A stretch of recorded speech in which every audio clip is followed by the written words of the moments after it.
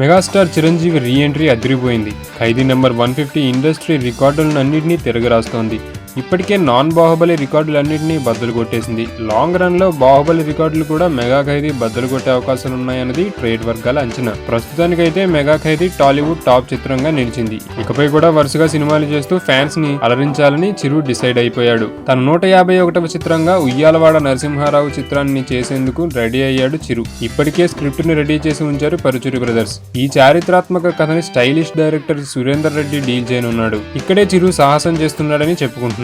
ఒక చారిత్రాత్మక నేపథ్యం ఉన్న ఉయ్యాలవాడి నరసింహారెడ్డి కథని సురేందర్ రెడ్డి చేతుల్లో పెట్టడం కరెక్ట్ కాదనే గుసగుసలు చాలా వినబడుతున్నాయి. అయితే ఖైదీ నంబర్ 150 దర్శకుడిగా వివి వినాయక్ని సెలెక్ట్ చేసుకున్నప్పుడు కూడా ఇలాగే ప్రచారం జరిగింది. తీరా మెగా ఖైదీ ప్రేక్షకుల ముందుకొచ్చి ఇండస్ట్రీ రికార్డులన్నింటినీ బద్దలు కొట్టేసింది.